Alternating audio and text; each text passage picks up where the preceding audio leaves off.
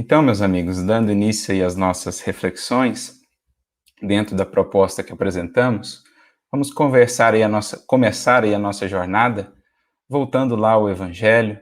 Há um relato muito interessante que alguns evangelistas registraram. O evangelista Mateus, por exemplo, no capítulo 27, versículo 51 do seu Evangelho. Também o evangelista Lucas registra esse acontecimento. No ato da desencarnação de Jesus, durante ali o processo da crucificação, quando Jesus entrega o seu espírito, quando ele diz, né, está consumado, e então deixa o corpo físico, concluindo aí a sua tarefa, pelo menos em parte, né, a sua tarefa no corpo físico, claro que o processo haveria de continuar, os evangelistas nos trazem um relato muito interessante, que vai ser aí o ponto de partida para as nossas reflexões nessa tarde, buscando entender o propósito do Evangelho, da doutrina espírita em nossas vidas, especialmente a partir desse tema geral que nos foi proposto, a quarta parte aí do Livro dos Espíritos, Esperanças e Consolações. Então, nos dizem os evangelistas que no momento dessa partida, dessa culminância ali da exemplificação do Cristo, os véus do templo, né, o véu que separava o lugar santo, o santo dos santos, melhor dizendo, separava o lugar santo dos santos, que naquele contexto, naquele entendimento de então, estaria ali a presença divina dentro do templo, aquele véu ele foi rasgado de alto a baixo. Naturalmente que essa fala é uma fala, ou esse registro, né, é uma fala, um acontecimento que tem um caráter espiritual, um caráter simbólico muito importante para a nossa reflexão nessa tarde. Representava-se ali esse papel fundamental da vida do Cristo, do seu testemunho, do seu evangelho, que era, enfim, o de abrir de maneira mais direta, mais clara para as criaturas humanas, para a humanidade terrestre, os horizontes do porvir. O nosso entendimento para com as leis divinas e para com o próprio Criador. É como se Jesus, a partir da sua vida e do seu testemunho de perfeita fidelidade à lei divina, nos desvelasse o Criador, nos desvelasse essas leis divinas e esse futuro que nos está reservado a todos, de comunhão e de integração com essas leis de infinito amor e perfeita sabedoria de nosso Pai. Então, esse registro dos evangelistas, que fala desse véu que foi rasgado, quando alcançamos o sentido espiritual dessa referência, vamos percebendo essa proposta. O Cristo rasgando os véus daquilo que até então entendíamos como relação com o divino, muito presa ainda aos aspectos exteriores do culto e da adoração. Na vida de Jesus, na sua figura, vamos entendendo em níveis mais profundos aquilo que é a meta de todos nós enquanto espíritos em jornada de ascensão, de iluminação. Então, essa é a ideia que nos cabe aí resgatar e entender para iniciarmos a nossa reflexão. Algo que o apóstolo Paulo, também ao seu tempo, visionário que era, né, soube compreender de maneira muito abrangente a vinda de Jesus, a proposta da vida do Cristo. Ele diria que o Cristo é a imagem do Deus invisível. Então, aquele Criador, né, aquela expressão divina que ainda não conseguimos conceber com tanta clareza por causa justamente da abstração desse ser divino, né, que se pediria de nós para entendermos esse ser divino, o Cristo começa a rasgar esses véus de maneira mais ostensiva, num processo que já havia começado lá atrás com Moisés, mas muitas coisas permaneciam ainda veladas. O Cristo com a sua vida e depois com a mensagem da ressurreição, o seu retorno mostrando aí a vida triunfante, vinha inaugurar de fato um novo tempo da nossa relação com o Criador e com as suas leis. Nesse rasgar dos véus, nesse abrir para nós dos horizontes da imortalidade e do infinito. Processo esse que seria ampliado mais tarde pelo Consolador prometido. Naquilo que seria mesmo a proposta do Consolador, como Jesus nos afirmou ali no Evangelho de João, capítulos 14, 15, 16, quando ele fala que esse Consolador não só relembraria os seus ensinos, mas os ampliaria, porque muitas coisas tinha ele ainda a nos dizer, mas no momento não poderíamos suportar. Então, se Jesus abre esses véus, né, e deixa ali esse horizonte infinito para devassarmos, para buscarmos, muitas coisas ainda ficaram meio que submetidas aos véus da alegoria. Tudo está ali, as verdades fundamentais estão ali, como nos diz o Espírito de Verdade, no capítulo 6 do Evangelho segundo o Espiritismo. Todas as verdades estão ali no cristianismo, na mensagem do Cristo, diz o Espírito de Verdade. Os erros fomos nós, os seres humanos, que depois fomos incorporando. Mas as verdades fundamentais ali estão. Mas, se o Cristo trabalhou tudo, os pontos, digamos, mais necessários ao momento, de maneira mais direta, de maneira mais patente, e outros, ele ainda trabalhou com algum aspecto simbólico, né, utilizando-se das parábolas, dos símbolos, ele sabia que caberia mais tarde ao Consolador continuar esse processo de abrir véus, de desvelar para nós o conhecimento da lei divina, do universo, do próprio Criador. Por isso, a proposta do Consolador prometido, né? De mais uma vez, vindo aí as vozes dos imortais conversarem com a humanidade terrestre, com a humanidade encarnada, mais uma vez abrir para nós, desvelar horizontes antes não tão conhecidos assim de todos. Alguns já os haviam acessado, mas não de maneira ainda universal. Então, com a proposta da mediunidade, em se universalizando essa mediunidade, nós passamos a mais um novo tempo, né? Um novo momento da evolução da humanidade com a abertura desses horizontes. É o que Kardec vai trabalhar no capítulo 1 do livro A Gênese, quando ele trata do caráter da revelação espírita. Ele vai falar muito sobre essa palavrinha revelação, no sentido aí de tirar um véu, de remover um véu, de desvelar. O Espiritismo vem ampliar esse processo que foi iniciado lá com Moisés. O Cristo deu, né, um grande impulso a esse processo, e o Consolador vem ampliar ainda mais esses horizontes do infinito, justamente com esse processo de universalização da mediunidade.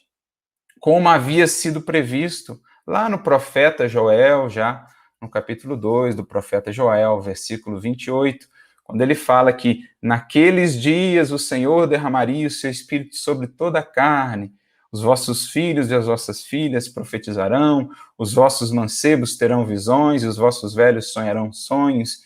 É uma maneira simbólica, metafórica, de falar dessa universalização da mediunidade.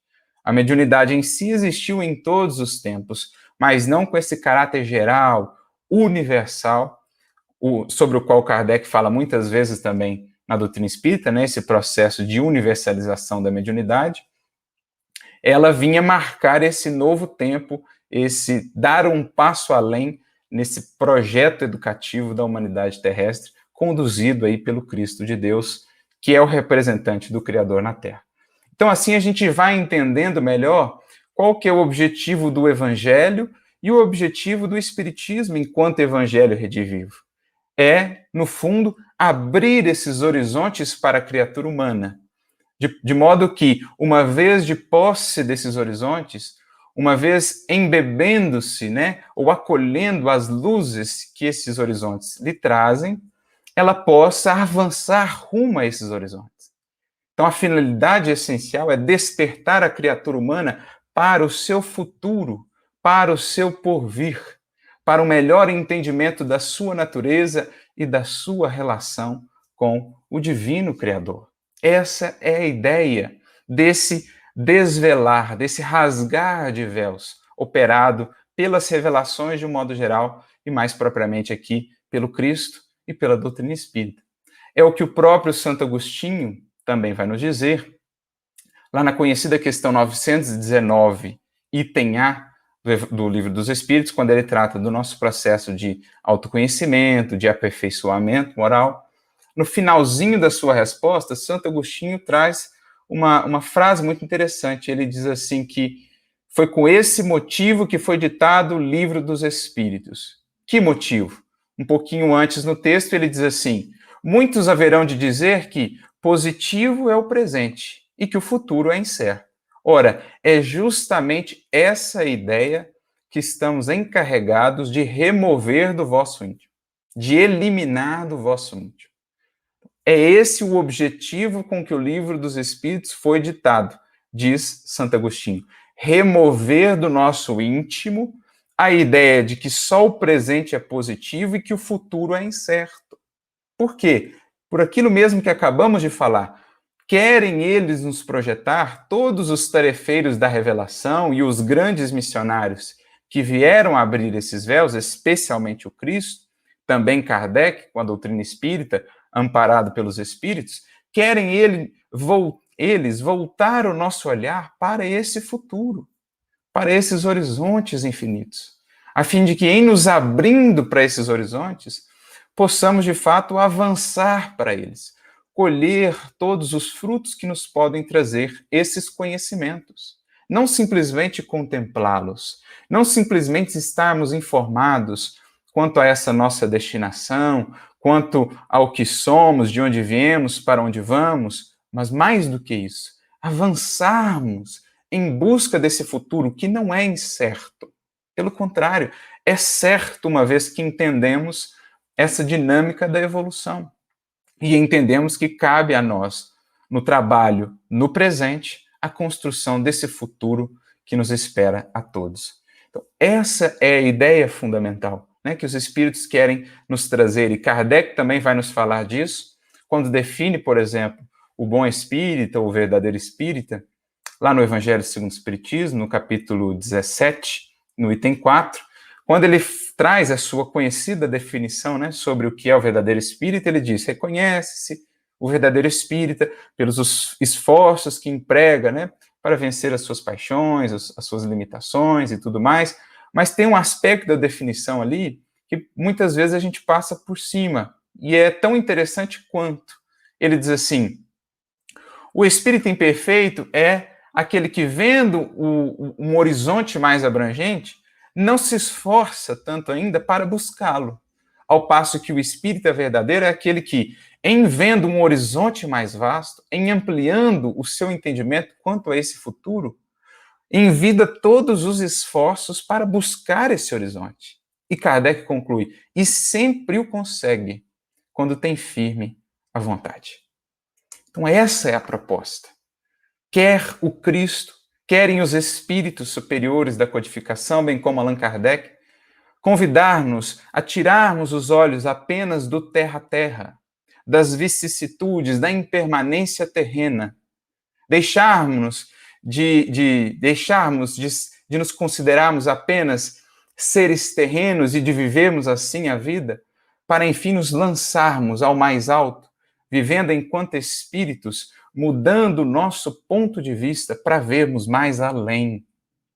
Querem os espíritos, quer o Cristo, que ergamos a nossa fronte e olhemos para o porvir, para o futuro que nos espera e que nos cabe construir pelos nossos esforços no presente. Essa é a ideia. Mudança de ponto de vista. No texto também muito feliz de Kardec, no capítulo 2 do Evangelho segundo o Espiritismo, meu reino não é deste mundo. Lá no item 5, né, o título é O Ponto de Vista, um texto muito feliz de Kardec. Quando ele vai falar como que essa mudança de ponto de vista, quando abrimos esses véus, né, quando acolhemos o que esse abrir, esse desvelar de véus nos traz a partir do Evangelho, a partir da doutrina espírita, quando acolhemos isso e nos erguemos em pensamento, em sentimento, para olhar a vida e as circunstâncias por um novo ponto de vista, como isso nos consola, como isso nos transforma, como isso nos traz uma fé inabalável no porvir. Essa é a ideia. E é o que, essencialmente, nós vemos no Livro dos Espíritos, né? Por isso o Livro dos Espíritos começa falando de Deus, lembrando lá o véu que foi rasgado no Cristo ali, o véu do Santo dos Santos que foi rasgado, ajudando-nos a começar a entender o Criador de uma maneira diferente daquilo que até então entendíamos dele, né? Algo que foi reforçado, foi ampliado pela doutrina espírita. Por isso, o Livro dos Espíritos começa tratando de Deus, o que é o fundamento de uma vida espiritualizada, né? De uma vida efetivamente transformada. A comunhão com o divino muito além de quaisquer rótulos. Estamos falando aí dos valores. Por isso começa Kardec tratando ali do alfa e do ômega, da causa geradora e ao mesmo tempo da finalidade de todas as coisas, o Criador. Ele começa tratando disso, que é um dos resultados desse desvelar de véus. E encerra apontando-nos o porvir. É dividido em 4 partes o Livro dos Espíritos e a última delas, esperanças e consolações. Então, se ele começa abrindo, né, os véus no que diz respeito a esse fundamento da nossa experiência espiritual, o ser criador, as causas primárias, o universo, a grandiosidade do infinito, ele vai encerrar apontando para esse porvir e o que ele pode nos trazer se bem soubermos nos conduzir no presente. Esperanças e consolações. Isto é, deixarmos inundar por essa luz que verte desses horizontes agora abertos, para que essa luz, uma vez acolhida em nosso mundo íntimo, possa ir gradativamente, dia a dia, nos transformando, segundo o nosso empenho, segundo a nossa aplicação. Então é como se Kardec e os espíritos quisessem nos dizer também que, tendo a base do conhecimento espírita, do conhecimento do Evangelho, nós precisamos dinamizar isso em nós, trabalhar isso em nós, para que nos tornemos aí mais habilitados a realmente acolher essas esperanças e consolações que esses horizontes nos abrem. Não basta simplesmente saber, é preciso incorporar esse saber nessa maneira de nos conduzirmos para que a nossa vida se faça, de fato, uma vida baseada, sustentada pela esperança, pela fé inabalável no porvir, pela confiança nesse amor que nos rege os destinos, né? Pela vontade de avançarmos rumo a esses destinos, criando gradativamente em nós, a cada dia mais, recursos de luz, recursos de amor, com que possamos iluminar os nossos caminhos, bem como os caminhos daqueles que conosco caminham nessa jornada. Então, essa é a ideia. E por isso, para ilustrar bem o que é essa proposta, nós escolhemos aqui um trechinho, né, de uma questão de O Livro dos Espíritos, que pertence a essa 4ª parte, Esperanças e Consolações, que, no nosso modo de ver, resume muito bem o que é essa proposta. É um conceito muito interessante, muito feliz de Kardec, e a gente vai ver, vamos fazer aqui um paralelo, né, um bate-bola aqui entre Kardec e o apóstolo Paulo, para a gente ver como que Paulo realmente via muito além do seu tempo. Mudadas as palavras, né, feitos os devidos ajustes aí com relação às palavras, buscando o espírito, buscando a ideia, vamos ver como que esses conceitos já vibravam lá nas palavras de Paulo, representando aí a finalidade do Evangelho e agora também do Evangelho redivivo, do Espiritismo em nossas vidas. Então, é um comentário de Kardec a uma das questões dessa 4ª parte do Livro dos Espíritos, Esperanças e Consolações, que julgamos muito pertinente, porque vai falar dessa transição que precisamos fazer, para que de fato possamos acolher essas esperanças e consolações, caminhando para esse porvir, deixando de nos prendermos tanto assim às mesquinharias, às pequenezes, né, às vicissitudes e à impermanência do mundo material, para andarmos vida fora como espíritos. Algo que Paulo já falava lá na sua carta, né, aos Gálatas, na sua carta aos Efésios: andai como filhos da luz, não como filhos da carne, filhos da matéria, filhos da luz.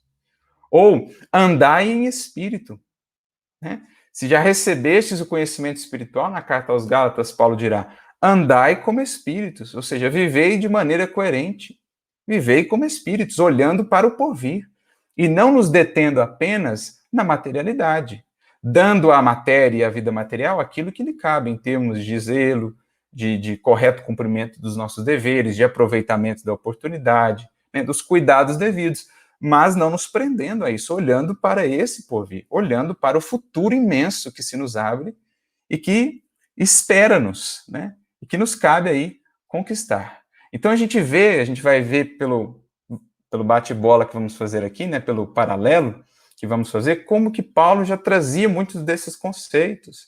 E o próprio Kardec frisou isso, né? Ele insere na Revista Espírita de dezembro de 1863 um artigo muito interessante do espírito François Nicolas Madeleine, que é um espírito ativo na codificação, temos mensagens dele no Evangelho segundo o Espiritismo, na Revista Espírita. E o título do artigo é dos mais interessantes. O artigo se chama São Paulo, precursor do Espiritismo. Olha isso. Precursor do Espiritismo. Paulo antevendo 2000 anos atrás muitos dos conceitos que hoje são naturalmente por nós trabalhados, mas que aquele tempo representava aí uma capacidade de visão muito além do seu tempo, né? Então, São Paulo, precursor do Espiritismo, ele insere essa mensagem e depois ele mesmo, Kardec, complementa a mensagem, porque o Espírito na mensagem traz alguns trechos em que Paulo trata de alguns conceitos, né, do Espiritismo, a questão da caridade, da mediunidade, etc. Depois, Kardec complementa com outros trechos que ele mesmo selecionou, da primeira carta aos Coríntios, quando Paulo trata de corpo espiritual, perispírito, né, Kardec vai fazer essa comparação. Então, Kardec já vendo também no apóstolo Paulo esse precursor do Espiritismo, como ele já trabalhou algumas ideias muito interessantes que a gente vai ver aqui também. Então, essa questão que nós selecionamos é a questão 941 de O Livro dos Espíritos, que é uma questão que Kardec vai tratar, juntamente com os Espíritos, sobre o temor da morte. E aí eles vão falar o porquê do temor da morte, mas no finalzinho da questão eles falam assim, ao justo nenhum temor inspira a morte. Nenhum temor. Por quê? E aí eles citam, já fazendo uma ponte com Paulo, as 3 virtudes fundamentais, também chamadas, né, pela teologia clássica de virtudes teologais, fé, esperança e caridade, que são as 3 virtudes que Paulo lista lá na sua primeira carta aos Coríntios, capítulo 13. Né? Quando ele fala que permanecem a fé, a esperança, a caridade ou o amor, mas que a maior delas é a caridade. Então, essas são as 3 virtudes fundamentais. E aí eles dizem, por que nenhum temor inspira a morte ao justo? Por quê? A fé, dizem eles, lhe dá a certeza do futuro. A esperança lhe faz esperar uma vida sempre melhor, porque se ele bem viveu aqui, se ele bem se conduziu aqui com justiça, com honestidade, né, fazendo os deveres que lhe competiam, a esperança lhe faz esperar uma vida melhor. E a caridade lhe dá a segurança de que, onde quer que esteja, não terá nenhum olhar a temer, porque a ninguém prejudicou. Então, eles apresentam aí, né, os 3 pilares da sustentação, da firmeza, né, da ausência de qualquer temor diante de qualquer prova, até mesmo da desencarnação. O indivíduo justo, de consciência reta, ancora-se na fé, que lhe dá certeza, não simplesmente uma crença quanto ao porvir. A fé raciocinada dá a certeza, a esperança traz essa expectativa, né, essa confiança numa vida melhor, num estado melhor de coisas, porque a meta é sempre progredir, né, e na medida que ascendemos as coisas sempre se melhoram, e a caridade lhe dá a segurança de onde quer que esteja não ter nenhum olhar a temer, porque agiu pautado no amor e no bem. E como nos diz Emmanuel, o bem que fazemos em algum momento, em alguma circunstância, é depois o nosso advogado em toda parte. Então é muito interessante já essa resposta dos Espíritos, e creio propositalmente aqui eles fazem referência a essas 3 virtudes, que são as virtudes que Paulo trabalha na sua carta aos Coríntios. Então eles estão fazendo uma ponte aí com o apóstolo Paulo na questão. Aí vem o comentário de Kardec. Num primeiro momento, parece não tão conectado assim com a questão, mas está também conectado com a questão e amplia ainda, né? Porque os conceitos que ele vai trabalhar aqui são fundamentais. Ele vai trabalhar 2 arquétipos, o homem carnal e o homem moral, que vão representar aí a nossa postura diante do conhecimento espiritual recebido. Os véus já foram rasgados, já foram abertos. O Cristo já veio, Moisés já veio, Kardec já veio. Agora, o que eu faço disso? Eu converto isso em esperança e consolação, ou eu estou tão desesperançado e tão desconsolado como sempre, como antes? Isso significa que eu ainda não avancei para aquilo que é o ideal. A gente vai ver os 2 arquétipos, aquele que representa estagnação e aquele que representa o avanço, aquele que representa a incorporação desses conhecimentos, dessas luzes que nos chegam a partir desses horizontes que nos foram abertos. E isso vai definir também a nossa experiência no mundo. Se vai ser uma experiência de angústia, de aflição, de estarmos sempre ali recaindo nos mesmos tropeços, ou se vai ser já uma experiência de vitória sobre nós mesmos, de sublimação, de confiança, de resiliência, segundo a maneira pela qual lidamos com aquilo que recebemos e pelos traços que imprimimos na nossa vida, a gente pode analisar em qual dos arquétipos nos encaixamos melhor. E é então que Kardec apresenta os dois arquétipos. Ele começa dizendo assim no comentário dessa questão, só lembrando, 941 de O Livro dos Espíritos. O homem carnal, mais preso à vida corpórea do que à vida espiritual, tem na Terra penas e gozos materiais.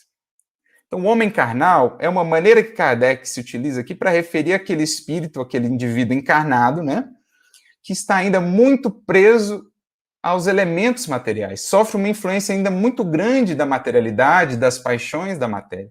Um espírito que não está ainda muito depurado, que não tem de fato incorporado esses recursos, embora muitas vezes já os tenha recebido, os recursos, né, do ensinamento, do conhecimento superior, do Cristo, da doutrina espírita. Ele ainda está mais preso à natureza corpórea do que propriamente já vivendo como espírito. É um conceito que Paulo vai trabalhar muito nas suas cartas. Ele vai usar esse termo também, homens carnais, e o conceito de carne, né, nas cartas de Paulo, que muitas vezes é confundido com matéria. E aí alguns vão dizer assim que Paulo, então, menospreza a matéria. Para Paulo, a matéria é algo ruim, algo pecaminoso. Não é essa a ideia. Carne, nas cartas de Paulo, representa esse apego à materialidade. É o homem carnal. Ele é espírito, mas ele vive como se fosse corpo. Apenas para as sensações materiais, para as paixões, sem ainda elucubrações maiores quanto à vida, a transcendência. Às vezes ele já tem uma busca religiosa, mas pro forma, aspectos exteriores, culto e adoração exterior. É um indivíduo que está ainda muito preso à materialidade, é o espírito não depurado, materializado, como define Kardec. Esse é o conceito de carne nas cartas de Paulo, né? Um indivíduo muito preso ainda à influência material. Kardec vai tratar também dessa influência material, uma questão muito interessante, Kardec e os Espíritos, né? Na questão 605A de O Livro dos Espíritos, ele trata, juntamente com os Espíritos, dessa influência muito grande que o indivíduo que ainda não avançou, né, nessa depuração, nessa vitória sobre si mesmo, né, na tomada de consciência efetiva, essa influência que ele recebe ainda, ou que ele sofre muito grande, da experiência material, da materialidade. Algo que os espíritos também vão reafirmar na questão 917, quando falam do egoísmo, que é a causa de todas as aflições da criatura humana. Eles dirão, essa causa, né, o egoísmo, na verdade, ela deriva da influência material que o indivíduo ainda está muito submetido. Ele está vivendo ainda tanto para a materialidade, tanto como homem carnal, que o egoísmo domina, o egoísmo governa, o egoísmo legisla. Então a gente vai fazendo essas conexões e vai ver depois os conceitos lá de Paulo nas suas cartas. Então, o homem carnal mais preso à vida corpórea, os laços são mais intensos, os espíritos vão dizer lá na questão 605A, os laços com a matéria, tem na Terra penas e gozos materiais. Então, para a criatura nesse estado, né, para ele, gozo, ele só entende os gozos dos sentidos. E pena também. Né? Como a moral dele, a consciência ainda está muito pouco desperta, ele ainda não tem muitos assim remorsos, ele passa por cima dos outros, fere os outros, etc. E ainda não sente muito a consciência vibrar. Por quê? Porque está meio abafado ainda. Ele conhece mais as penas materiais, né? A questão mais sensorial mesmo. Sua felicidade consiste na satisfação fugaz de todos os seus desejos. Então, para ele, felicidade é satisfação dos desejos, das paixões, poderíamos dizer aqui, na materialidade. Né? Ele é conduzido pelas paixões. Ele é arrastado. A vida, para ele, se resume a isso. A alimentar o sensorial, a enriquecer a personalidade transitória, a ornamentá-la de títulos, de status, de renome. Então, ele está preso muito a esses elementos exteriores, até na experiência religiosa.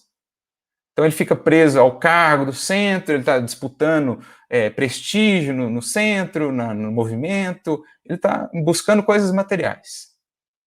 Sua alma, qual a consequência disso, professor Kardec? Sua alma, constantemente preocupada e angustiada pelas vicissitudes da vida, se conserva numa ansiedade e numa tortura perpétuas. Qual o preço de vincular o meu sentimento, o meu coração, a minha felicidade, a minha paz ao que é frágil, transitório e impermanente?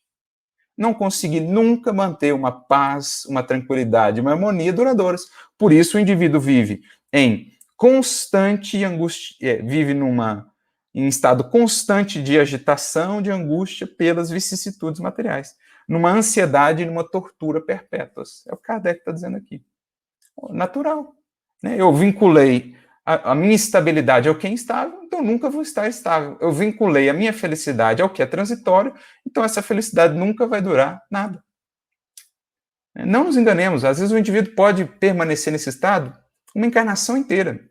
Né? As coisas materiais, tudo bem, as facilidades, né? Mas o que é isso? O que é uma encarnação, como dizem os espíritos? Um relâmpago na eternidade. E ele chega no mundo espiritual como um náufrago. Tudo aquilo, aquele castelo de ilusões construído. Mesmo assim, mesmo gozando dessas facilidades na vida, numa encarnação inteira, ele vive numa constante angústia. Por quê? O medo de perder. Né? A cobiça de querer mais, de nunca estar satisfeito, sempre preciso mais, sempre mais coisa. Então ele vive, embora as necessidades materiais estejam muito mais do que atendidas, para muito além do necessário, o supérfluo, né, excessivo, o indivíduo vive em constante ansiedade perpétua, em perpétua ansiedade e tortura. Por quê? Porque ele não vive como espírito. Ele, homem carnal que é, apega-se ao que é transitório. A morte o assusta, naturalmente, né? Porque ele duvida do futuro e porque tem de deixar no mundo todas as suas afeições e esperanças. Ele projetou tudo no terra a terra, os seus olhos só estão voltados para o terra a terra, ele não contempla esses horizontes e não os busca, por isso não consegue ajuntar esperanças e consolações. Ele vive caminhando vida fora, inquieto, angustiado, com medo de perder, com medo, né, ansioso por conquistar mais. Ele vive nessa tortura, o homem carnal.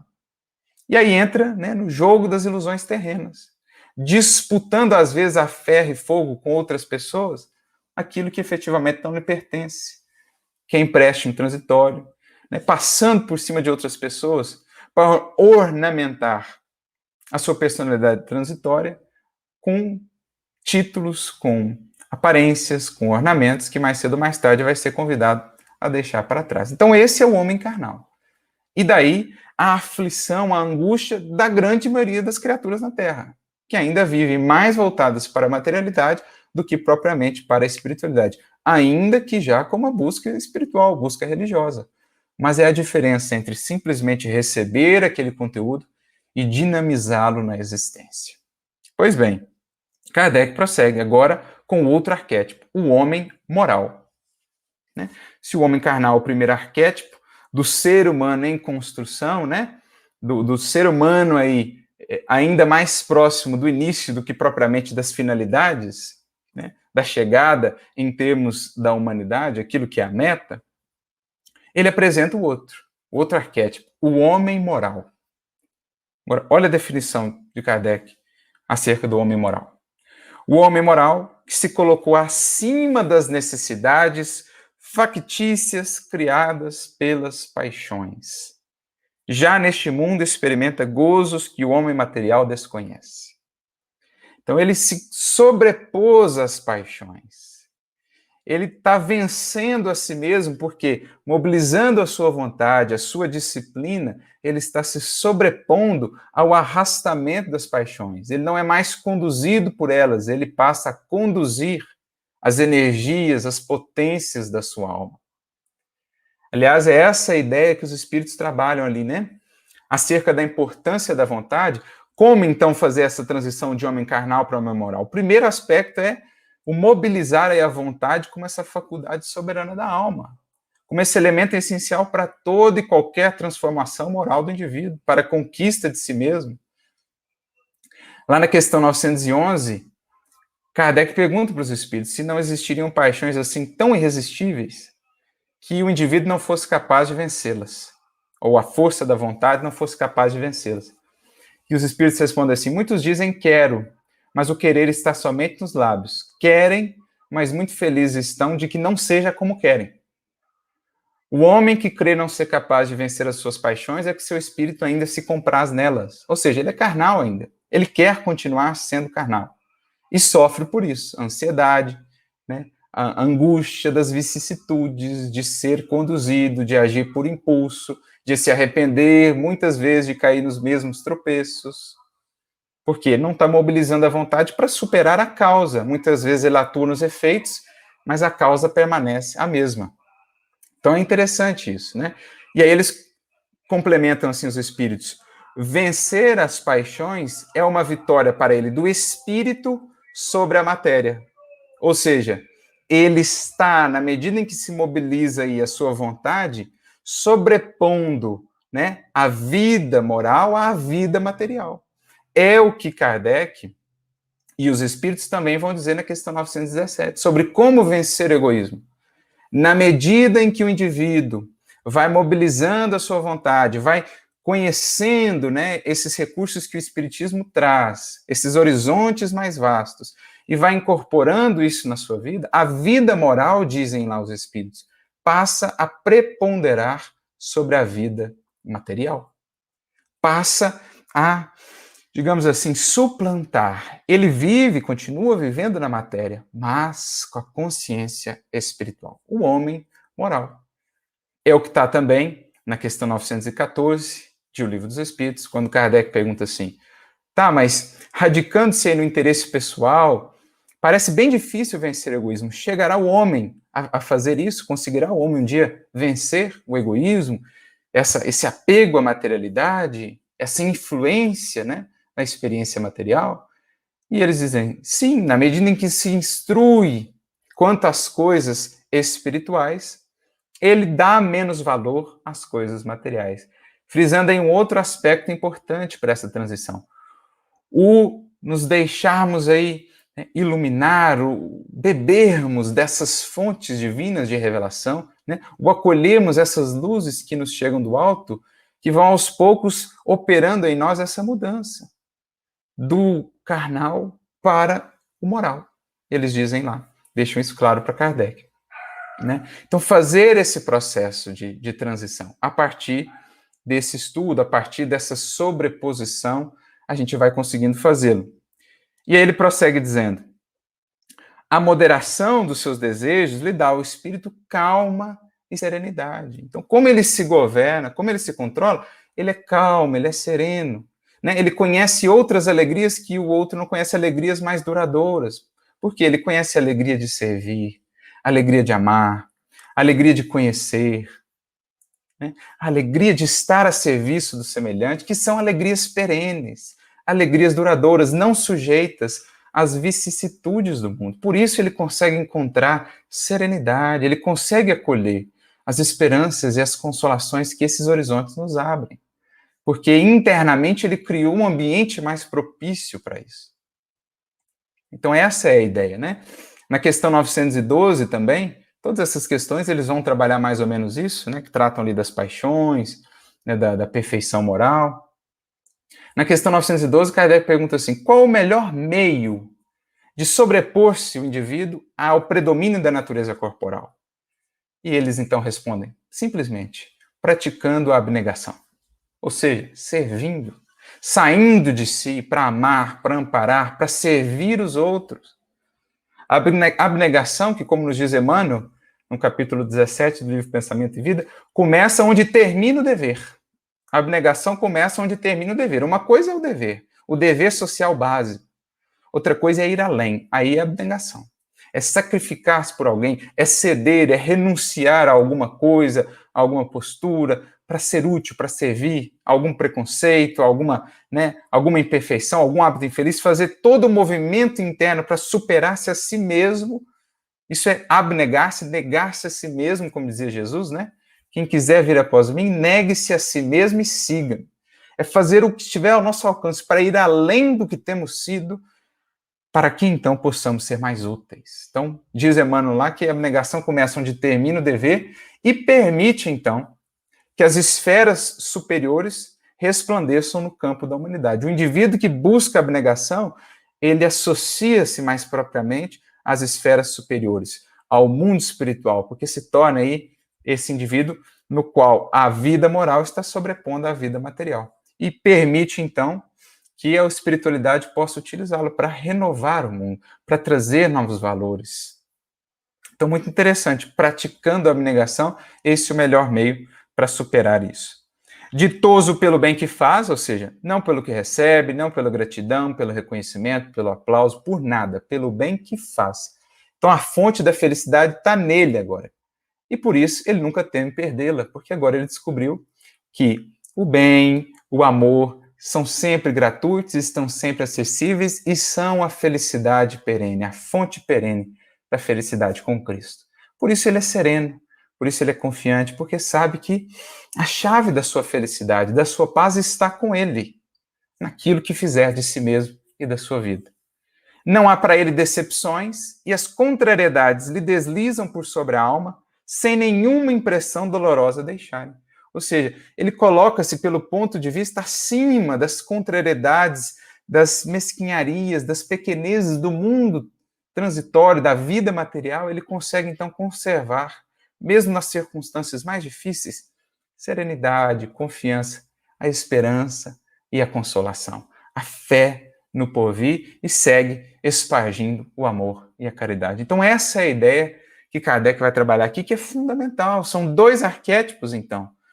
Estamos saindo de um e estamos buscando o outro, que é a meta, esse homem moral. Onde estamos? Com qual deles mais nos associamos? E aí, passando para o apóstolo Paulo, né, para entendermos como Paulo já trabalhava isso, na primeira carta aos Coríntios, Paulo vai trabalhar isso. No finalzinho do capítulo 2, início do capítulo 3, lá no capítulo 15 ele volta ao assunto. No finalzinho do capítulo 2, ele trata ali de três expressões: homem natural, homem carnal e homem espiritual. O homem natural e o homem carnal meio que vão se fundir numa mesma coisa. O natural seria mais aquele ainda na ignorância, sem ter recebido tanto os conhecimentos. O carnal é aquele que já recebeu, mas que ainda se prende muito à materialidade, né? É o que Kardec vai dizer, o espírito imperfeito. Já vislumbrou o aspecto moral do espiritismo, mas não aplica nele, aplica nos outros, não se renova, não se transforma. É o espírito imperfeito, o homem carnal, e é o homem carnal que Paulo vai trabalhar aqui também. Então, esses dois conceitos, homem natural, homem carnal, meio que se associam com o conceito de homem carnal de Kardec. E o homem espiritual de Paulo se associa com o conceito de homem moral de Kardec. Então, ele diz assim, versículo 14 do capítulo 2 da primeira carta aos Coríntios. O homem natural não compreende as coisas do Espírito de Deus, porque lhe parecem loucura. Então, não consegue entender, por exemplo, por que da humildade, o porquê do perdão, o porquê sacrificar-se por um outro que ele não conhece, o porquê fazer o bem àquele que o odeia. Ele não consegue, isso parece para ele loucura. Por quê? Porque ele ainda está muito preso, né, no entendimento rasteiro da vida, das finalidades da vida. Ele ainda está escravizado às suas paixões, ao império do eu. Ele é o império, ele que define a lei. E para ele, né, essa sabedoria divina, essa lei divina parece loucura. Ele não consegue discernir ainda isso, não consegue entender, porque faltam-lhe ainda elementos. Ele está preso nas sombras do egoísmo e do orgulho. Então o indivíduo olha com Chico Xavier aquela vida de renúncia, tomando pancada, nunca revidando, né, não usufruindo nenhum recurso material de tudo aquilo, e fala, mas não é possível, o indivíduo é um louco. Né? Como é que pode uma vida dessa? Como no caso de Jesus, né? As pessoas olhavam para Jesus, esse cara não bate bem, né? Porque ele não é o filho de Deus e está vivendo assim, né? E diante dessa prisão injusta ele age assim, então não consegue ainda acessar, porque ele está ensombrado pelo egoísmo, pelas paixões. E aí ele prossegue, né? Mas o que é espiritual discerne bem tudo. Ou seja, na medida que eu recebo esses elementos, essas informações espirituais e as trabalho em mim, eu passo a ter discernimento e passo, então, a entender melhor a lei divina e melhor proceder. Essa é a definição de moral, né? baseia-se no entendimento da lei divina, questão 629 lá, e na harmonização do nosso proceder com essa lei divina. É daí que nasce o progresso moral. Questão 780A do Livro dos Espíritos. Eu recebo o conhecimento ali, né, o progresso intelectual, e transformo isso em progresso moral. Porque ganho em discernimento, que me liberta das paixões. Então ele discerne bem tudo, e mais adiante, no versículo 16, ele diz: tem a mente do Cristo. O homem espiritual, ele passa a pensar como Cristo pensa, né? Guardadas as devidas proporções. Então, ele passa a pensar nesses termos. O mestre faria isso nessa circunstância? O mestre utilizaria essa palavra nessas circunstâncias? O mestre procederia assim nessa circunstância? Ele passa a pensar nesses outros termos. O que muitas vezes para o mundo parece loucura. Paulo mesmo dizia, né? O que é sabedoria para Deus, muitas vezes é loucura para os homens. E o que é loucura para Deus, muitas vezes é a sabedoria dos homens. Ele passa a ter essa mentalidade cristã, como Emmanuel trabalha lá no livro Emmanuel, seu primeiro livro, Formação da Mentalidade Cristã. Está aqui Paulo trabalhando. A mente do Cristo. O ser que vai sobrepondo a vida moral, mobilizando a vontade, o estudo, a disciplina, para sobrepor-se a isso. Pois bem, ele prossegue, capítulo 3 agora, lá no início, ele vai dizendo assim: irmãos, não pude vos falar como a espirituais, mas como a carnais, como meninos em Cristo. Ou seja, já tinham recebido, mas ainda estavam ali como meninos, presos nas coisas transitórias. Por quê? O que era a questão em Corinto? Eles estavam disputando. Não, eu sou de Apolo, eu sou de Paulo, eu sou de Pedro. Paulo chega e fala assim, gente, nós somos do Cristo. Nós podemos pensar diferente aqui, mas se nós estamos nos digladiando uns com os outros, se nós estamos sendo agressivos uns com os outros, usando de rótulos chulos, de rebaixando as outras pessoas, né, de rotulando as pessoas e menosprezando-as, né, por aquilo que elas pensam, por maneiras diferentes de entender, se a gente esquecer os elementos centrais que nos unem de amor e de caridade, a unidade em Cristo, que quanto a isso ninguém tem dúvida, amar, servir, perdoar, compreender, gentileza, bondade, ternura, indulgência, se a gente está fugindo disso para ficar em intriga e em discórdia, isso no cristianismo primitivo, hein? Paulo falou assim, meninos em Cristo, homens carnais. Ó, com leite vos criei, e não com carne, ou seja, alimento mais sólido, porque ainda não podis, nem tampouco ainda agora podeis. Porque ainda sois carnais. Pois, havendo entre vós inveja, contendas, dissensões, não sois porventura carnais? Não andais segundo os homens? Será que essa pergunta aqui se aplica a nós? Se há entre vós inveja, contendas, dissensões, não sois carnais? Será que a gente não está esquecendo da finalidade e se prendendo nas ilusões transitórias do mundo que passam, que transformam? Rótulos mudam, experiências transitórias no mundo mudam, títulos passam, e a gente se prende nisso e fica carnais. Aí não encontra consolo, não encontra esperança, não encontra serenidade, fica abatido, desalentado. Por quê? Nós insistimos em viver como carnais.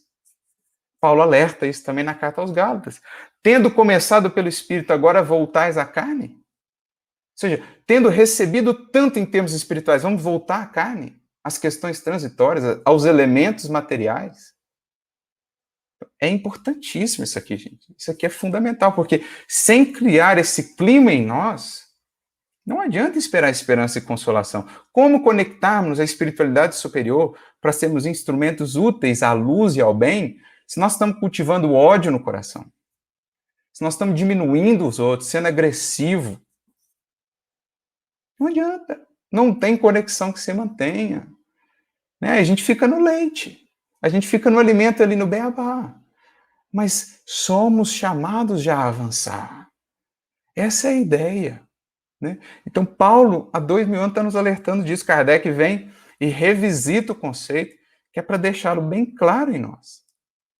Mas mais adiante, lá no capítulo 15, Paulo prossegue dizendo, lá no versículo 45 e diante, aí ele traz outro conceito muito interessante. Ele diz assim, o primeiro homem, Adão, foi feito alma vivente. O último Adão, espírito vivificante. Então ele trabalha aqui de novo esses dois arquétipos. O primeiro Adão é o símbolo do homem carnal, da criatura autocentrada, centrada no eu, no império do eu, do egoísmo.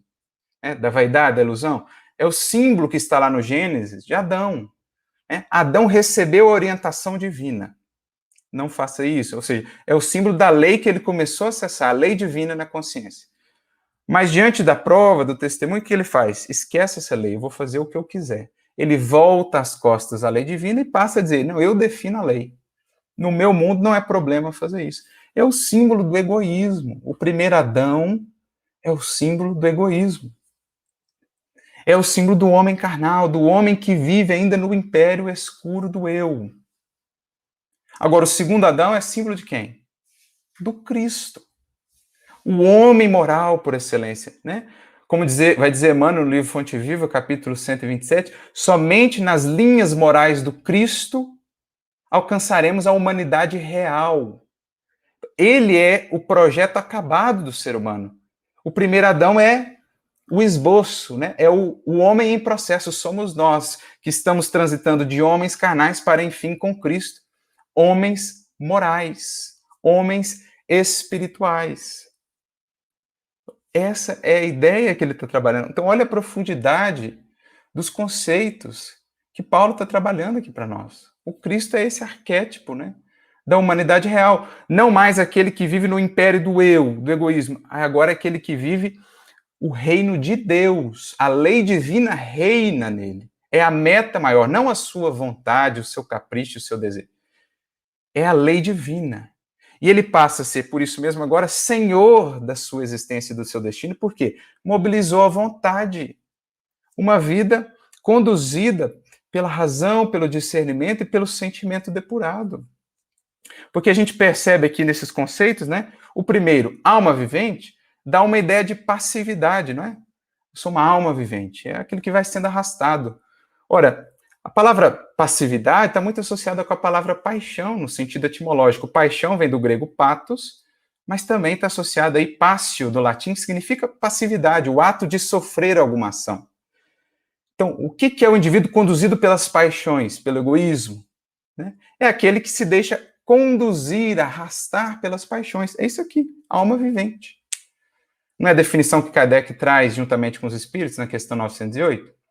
Né? As paixões são um corcel.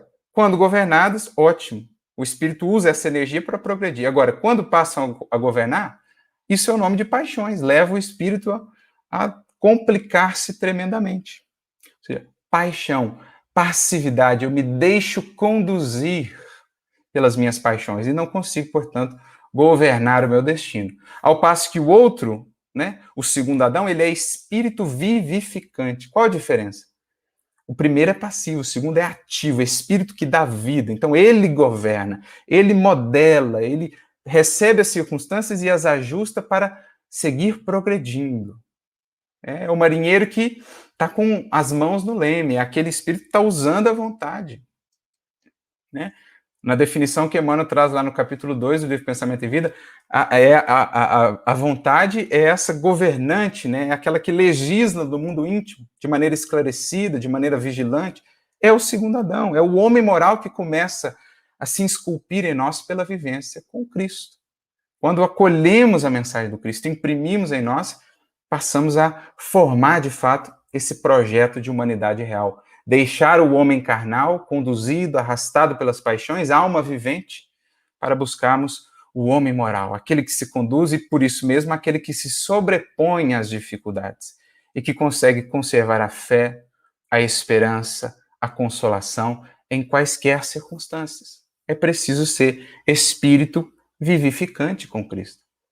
É a vontade mobilizada, essa força ativa da alma que a conduz em meio às tempestades da vida. Mas aí ele prossegue.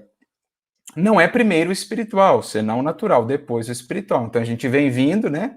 Homem natural, carnal, buscando o homem espiritual, o homem moral de Kardec.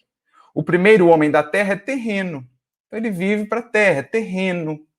Ele ainda não descobriu, como Paulo diz na sua carta aos Filipenses, capítulo 3, versículo 20, que a nossa cidadania é celeste. Então ele fica ali muito preso às condições exteriores que o definem na presente encarnação e não se vê como espírito e nos demais irmãos. Ele está muito preso aos elementos terrenos. O segundo homem, o Senhor, é do céu. Então, ele é já transcendente, ele já conseguiu superar. O primeiro homem da terra é terreno, o segundo, perdão, estou repetindo. Qual o terreno, tais também os terrestres, e qual o celestial, tais também os celestiais. Assim como trouxemos a imagem do terreno, todos nós passamos aí pelo egoísmo e estamos ainda, de certo modo, vinculados a isso, assim também traremos a imagem do celestial. Ou seja, assim também um dia incorporaremos as marcas do Cristo. Um dia também o Cristo viverá, será em nós, como já é em Jesus, né? Cristo divino, o eu divino também se expressará. E agora digo isto, irmãos, que a carne e o sangue não podem herdar o reino de Deus, nem a corrupção herdar a incorrupção. Ou seja, para chegarmos ao reino de Deus, é um conceito que o Espiritismo vai trabalhar, né, de maneira tão clara, o espírito precisa estar completamente desmaterializado. Questão 170, que se torna o espírito, depois de sua última encarnação, espírito puro, bem-aventurado. Ora, carne e o sangue não herdarão o reino, no sentido de que, enquanto em nós ainda a matéria exercer essa influência que nos prende, que nos cativa e que nos escraviza às paixões, estaremos ainda apenas em busca, mas ainda distanciados desse reino. Na medida em que nos esforçarmos por incorporar a figura do Cristo em nós, o evangelho sentido e vivido, a vida moral vai se sobrepondo à vida material e o homem moral vai se pronunciando acima do homem carnal. O segundo Adão vai se formando, enfim, em nós, em detrimento do primeiro Adão, que já passou. Então, a imagem desse homem celestial são as linhas morais com Cristo em que alcançaremos a verdadeira humanidade. Essa é a proposta, e que nos cabe agora trilhar. Vejamos o quanto de cada um desses elementos, desses traços, ainda vigora em nós, para sabermos em que ponto, em que patamar estamos da jornada. Se ainda muito carnais, ou se pelo menos já buscando, com Kardec e com Jesus, a condição de homens, de seres humanos morais, de seres humanos de bem, nos quais a imagem do Cristo possa, enfim, se refletir para novos tempos, para o novo mundo, para o porvir que nos espera a todos. Eram essas as reflexões que a gente gostaria de trazer, esperando que possam ser úteis e que possamos criar, então, essa vida moral em nós, a fim de acolher essas esperanças e consolações que sejam aí o combustível para trabalharmos sempre e ainda mais, a cada dia, para a edificação deste reino moral, deste reino divino também no mundo, pelas virtudes do amor, do bem e da fraternidade reais. Que Jesus nos abençoe a todos, muita luz e muita paz.